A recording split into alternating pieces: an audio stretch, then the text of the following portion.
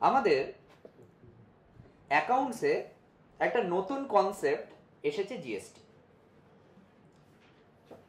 খুব সত্যি কথা বলতে, যখন আমি প্রথম অ্যাকাউন্ট শিখেছিলাম সেই সময় জিএসটি ছিল না। তার কারণ জিএসটি 2017 অনওয়ার্ডস ভারতবর্ষে চালু হয়েছে।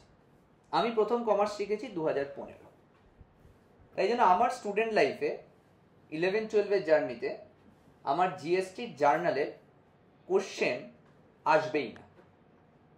কিন্তু কমার্স এমন একটা সাবজেক্ট যেটা ডে বাই ডে চেঞ্জ হয়। এটা সোশ্যাল সায়েন্স, এটা অ্যাপ্লাইড সায়েন্স। আমি ফার্স্ট ডেই বলেছি যেটা ফিজিক্স নয়, কি 30 বছর ধরে একই জিনিস হয়ে এসেছে, নতুন নতুন জিনিসও হচ্ছে। তো সেই সেম কনসেপ্ট হচ্ছে জিএসটি। তো জিএসটি জার্নাল শেখার আগে জানতে হবে জিএসটি জিনিসটা কি।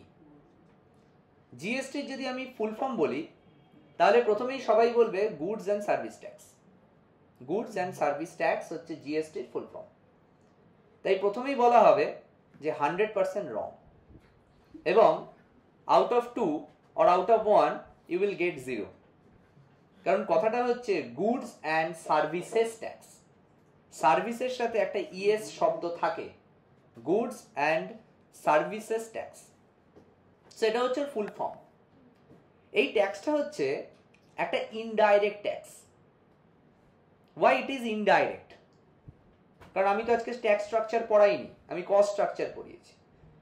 কিন্তু এই জিএসটি বোঝাতে গেলে আমাকে একটু ইনডাইরেক্ট ট্যাক্স বলতে হবে। ট্যাক্স মেইনলি দু রকমের হয়, একটা ডাইরেক্ট ইন নেচার, একটা ইনডাইরেক্ট ইন নেচার। তাহলে ডাইরেক্ট ইন নেচার হলে সেটা direct tax, indirect in nature হলে সেটা ইনডাইরেক্ট ট্যাক্স। আগে বলতে হবে যে হোয়াট ইজ ট্যাক্স, কারণ তোমরা একদম নাটশেল কন্ডিশনসে রয়েছে কমার্সে। So tax basically a compulsory obligation paid to the government. আমি খুব ছোট্ট করে বলবো, বেশি ভাস্টে যাব না। গভর্নমেন্টকে আমরা সাধারণ মানুষরা যে টাকা কম্পালসারি দিই, মানে গভর্নমেন্ট যদি আমার কাছে চায় সেটা কম্পালশন, আমাকে দিতেই হবে। এখানে কোনো অপশনাল নেই যে আমি দিতেও পারি নাও দিতে পারি, যদি আমি এলিজিবল হই। সেটাই হচ্ছে ট্যাক্স। আমি কেন গভর্নমেন্টকে ট্যাক্স দেব? বিকজ গভর্নমেন্ট আমাকে অনেক কিছু দিচ্ছে। হসপিটাল দিচ্ছে ফ্রিতে, যারা গভর্নমেন্ট স্কুলে পড়ে স্কুলের টিচারের ফিস দিচ্ছে। আমার বাড়িতে ইলেকট্রিসিটি এসেছে, তার জন্য গভর্নমেন্ট ল্যাম্পপোস্ট দিয়েছে, ওয়াটার সাপ্লাই কানেকশন দিয়েছে। আমার গাড়ি রাস্তা দিয়ে যাচ্ছে, গাড়ির রাস্তা করে দিয়েছে। সব থেকে বড় কথা, আমাকে এডুকেশন দিচ্ছে, আমাকে এনভায়রনমেন্ট দিচ্ছে। তাই এটা আমার একটা রেসপন্সিবিলিটি যে আমিও গভর্নমেন্টকে কিছু দেব, এবং সেই টাকাতেই গভর্নমেন্ট আরেকটা মানুষকে হেল্প করবে। সো গভর্নমেন্টের মেইন সোর্স অফ ইনকাম হচ্ছে ট্যাক্স। এই ট্যাক্স দুভাগে ভাগ করা হয়, ডাইরেক্ট, ইনডাইরেক্ট। খুব স্মার্ট অ্যান্সার, যে ট্যাক্স ডাইরেক্ট পে করা হয়, ডাইরেক্টলি পে করা হয় তাকে ডাইরেক্ট ট্যাক্স বলে, যে ট্যাক্স ইনডাইরেক্টলি পে করা হয় তাকে ইনডাইরেক্ট ট্যাক্স বলে। বাট এটা স্মার্ট, কোয়ালিটি নেই।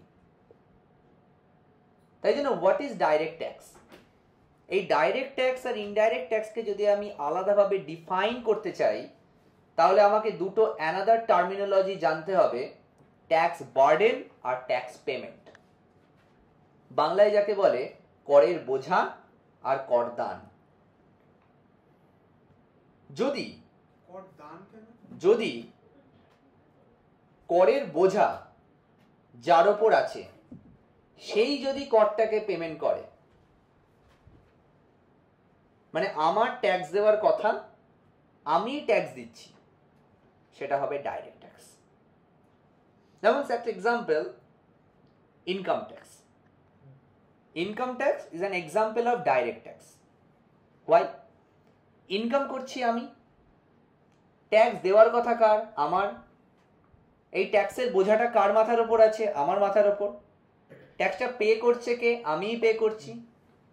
সো সবকিছুই একটা সেম পার্সনের ওপর হচ্ছে, তাই জন্য এটাকে বলা হচ্ছে ডাইরেক্ট ট্যাক্স।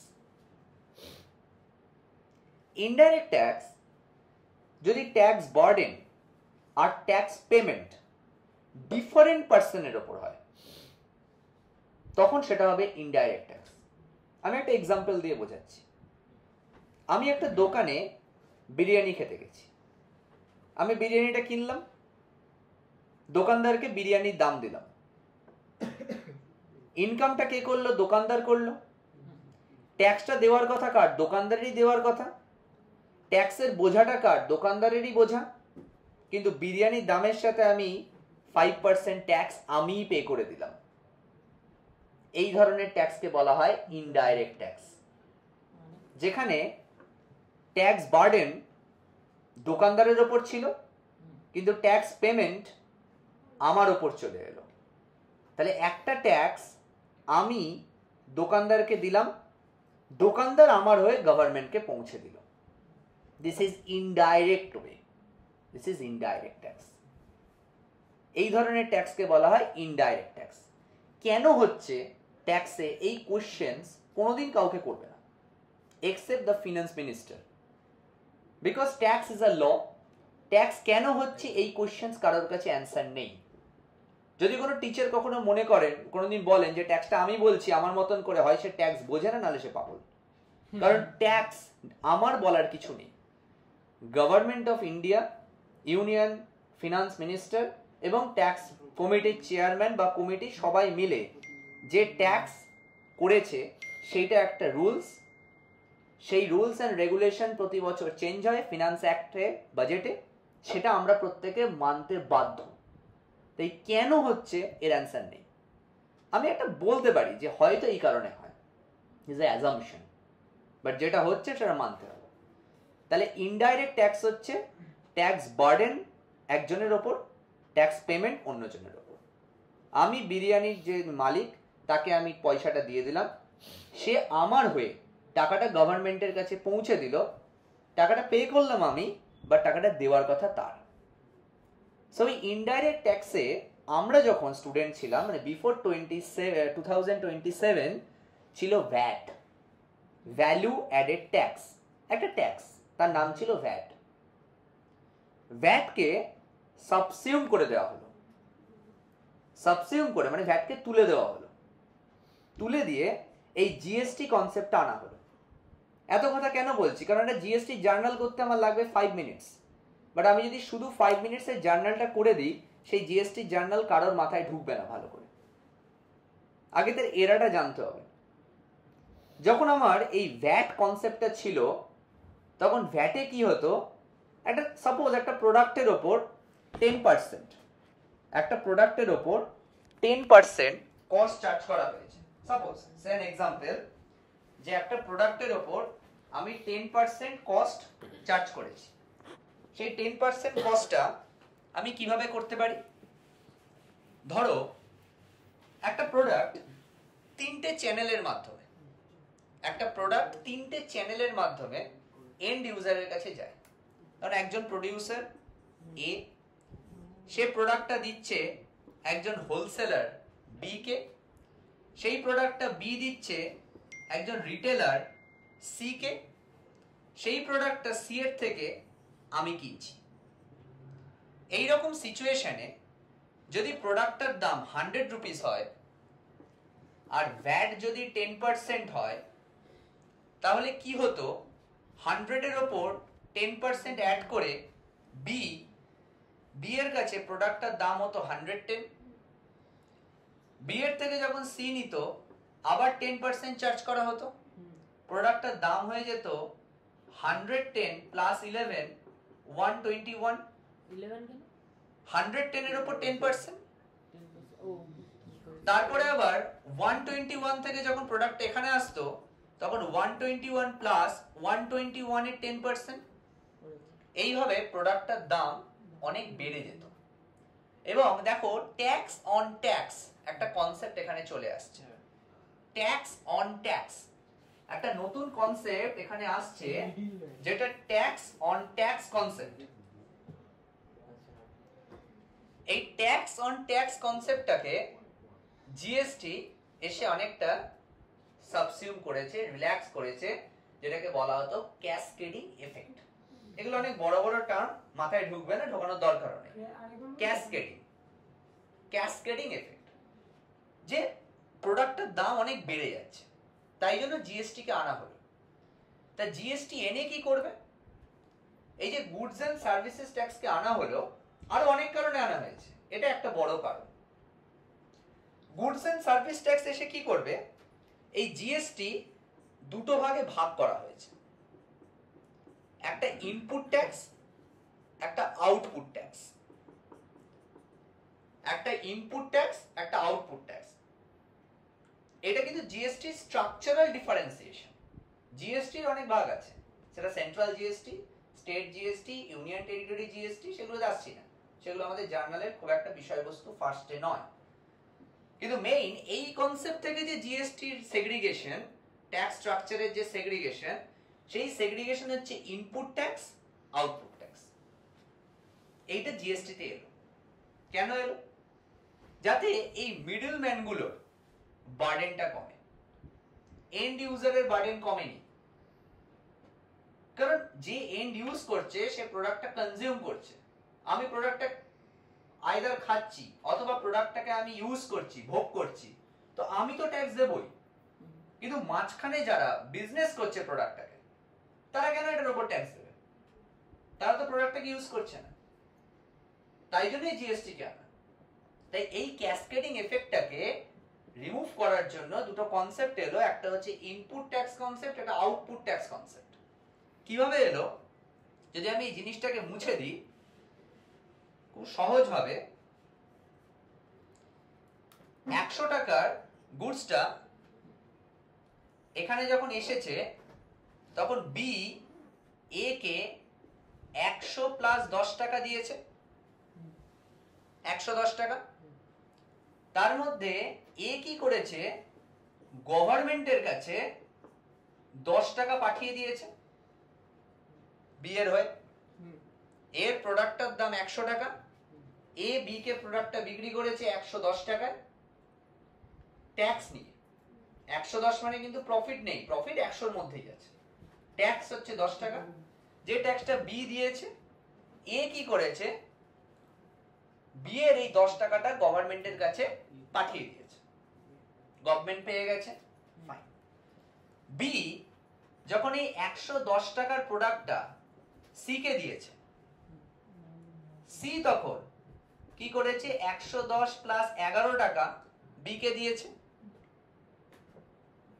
বি গভর্নমেন্টের কাছে এবার সি এর হয়ে 11 টাকা নিয়ে যাওয়ার কথা,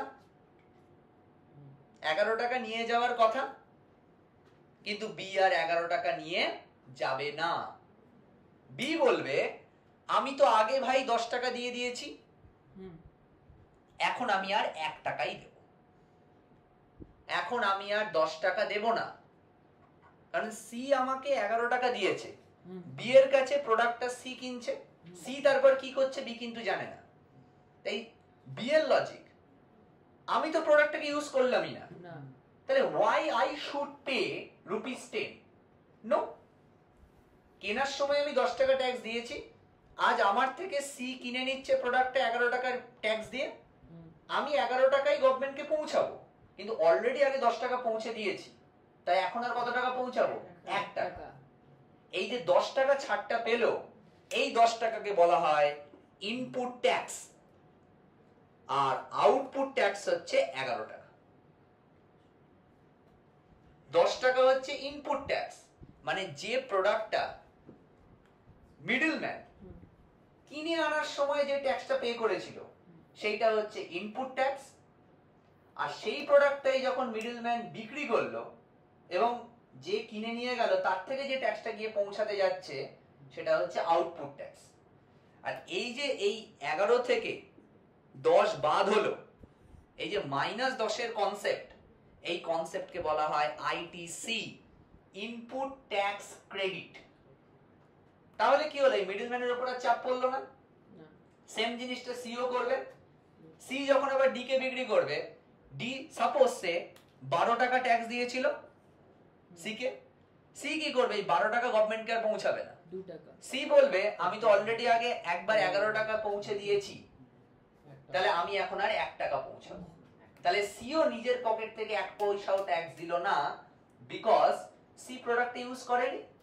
তাই জিএসটির কনসেপ্টই হচ্ছে GST is a destination based tax, consumption based tax, and user based tax.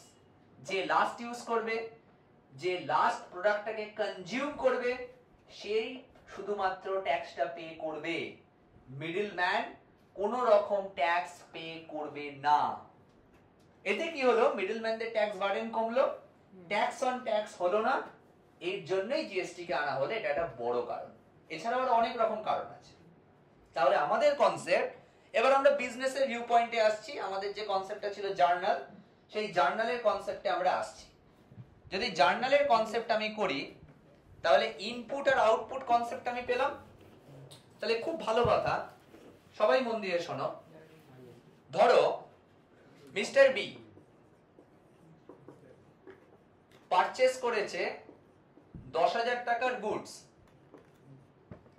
R pay করেছে 10% ট্যাক্স।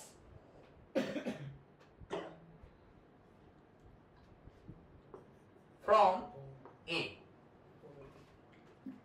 তাহলে আমার জার্নালটা হওয়া উচিত purchase account debit.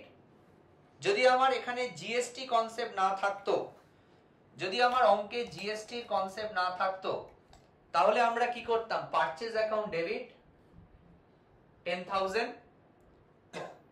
Two cash account 10,000, এটা আমি করতাম।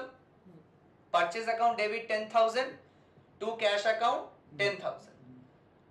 কিন্তু আমি আরো 10% জিএসটি দিয়েছি। তাহলে 10,000 টাকার উপর যদি 10% হয় তাহলে 1,000 টাকা। তাহলে আমি ক্যাশ দিয়েছি 10,000 নয়, ক্যাশ দিয়েছি 11,000, টোটাল 11,000 টাকা পে করেছি। তখন আমি ওপরে লিখব ইনপুট ট্যাক্স অ্যাকাউন্ট ডেবিট 1,000 টাকা। জিএসটি লিখব না? ইনপুট ট্যাক্স অ্যাকাউন্ট ডেবিট 1,000 টাকা। বোঝা না গেল? ইনপুট ট্যাক্স না লিখে ইনপুট জিএসটিও লিখতে পারি। আগে প্রশ্ন নয়, আগে শুনতে হবে ভালো করে। ইনপুট জিএসটিও লিখতে পারি, ইনপুট ট্যাক্সও লিখতে পারি। তাহলে এটা হলো আমার কেনার ট্যাক্স। এবার সেম জিনিসটা আমি ধরেছি বি একজন মিডলম্যান। ঠিক পরের journal, B sold goods to C for rupees 12,000 and taxed at the rate 10%. হয়তো বি 10,000 টাকায় গুডসটা কিনে গুডসটার সাথে কিছু অ্যাড করেছে, কিছু অ্যাডিশন করেছে, গুডসটার কিছু ইমপ্রুভমেন্ট করেছে, নিয়ে গুডসটার দাম হয়েছে কত টাকা? গুডসটার দাম হয়েছে 12,000 টাকা। তাহলে যদি সি কে এই প্রোডাক্টটা 12,000 টাকায় বি বিক্রি করে, যদি সি কে প্রোডাক্টটা 12,000 টাকায় বি বিক্রি করে, অথচ যদি জিএসটির কনসেপ্ট না থাকতো, তাহলে আমাদের জার্নালটা কি হতো? আমাদের জার্নালটা হতো cash account debit to sales account, যেখানে আমরা লিখতাম 12,000 cash account debit to sales account. আমরা কত লিখতাম? আমরা লিখতাম 12,000।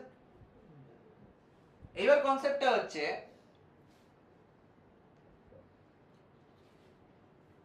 এখন তো আর 12,000 এর প্রোডাক্টটা বিক্রি করিনি, প্রোডাক্টটা বিক্রি করেছি 12,000 প্লাস 10%। তার মানে আমি যখন প্রোডাক্টটাকে ট্যাক্স সহ বিক্রি করব, তা নিশ্চয়ই যে আমার থেকে কিনছে সেই আমাকে ট্যাক্সের দামটা দেবে। তাহলে আমার কাছে আর 12,000 আসবে না, আমার কাছে আসবে 12,000 প্লাস 1,200। 10% অন 12,000 মানে 1,200 টাকা। তাহলে আমার থেকে যখন সি কিনেছে, সি আমাকে 12,000 প্লাস 1,200 মানে 13,200 টাকা দিয়েছে। তার মধ্যে প্রোডাক্টটার দাম হচ্ছে 12,000 টাকা, টু আউটপুট জিএসটি 1,200 রুপিস। তাহলে আমার জার্নাল হয়ে গেল। জার্নাল হলো কি হলো না? জার্নাল হয়ে গেল। তাহলে আমি একটা প্রোডাক্টের জন্য আমি একটা আউটপুট আমি 12,000 টাকার প্রোডাক্ট যদি সি কে বিক্রি করি আর সি যদি আমাকে 10% ট্যাক্স দেয়, মানে 12,000 প্লাস 10%, তাহলে আমি টোটাল সি এর থেকে কত টাকা পাচ্ছি? 13,200 টাকাই পাচ্ছি। কিন্তু 13,200 টাকা তো আমি বিক্রি করিনি, আমি বিক্রি করেছি 12,000 টাকার প্রোডাক্ট। তাই টু সেলস 12,000, আর 1200 টাকা তো আমাকে গভর্নমেন্টকে দিয়ে দিতে হবে, ওটা তো আমার নিজের টাকা নয়। তাই টু আউটপুট ট্যাক্স 1200 টাকা। তাহলে আমার কাছে ইনপুট জিএসটি রইল 1000 টাকা, আউটপুট জিএসটি রইল 1200 রুপিস। তাহলে আমি ইনপুটের গল্প আর আউটপুটের গল্প আমি ফুললি করতে পারলাম, যে আমি ইনপুট কত টাকার করেছি আর আউটপুট কত টাকার করেছি। এর বুঝতে কোনো অসুবিধা নেই। তাহলে এবার বি যখন গভর্নমেন্টকে পে করবে, তখন বি কি করবে? বি গভর্নমেন্টকে দিতে হতো অ্যাকচুয়ালি 1200 টাকা, অলরেডি বি গভর্নমেন্টকে দিয়ে রেখেছে 1000 টাকা। বি এর গভর্নমেন্টকে দিতে হতো 1200 টাকা, বি অলরেডি দিয়ে রেখেছে 1000 টাকা। তাহলে এখন আর ম্যাক্সিমাম কত টাকা দেবে?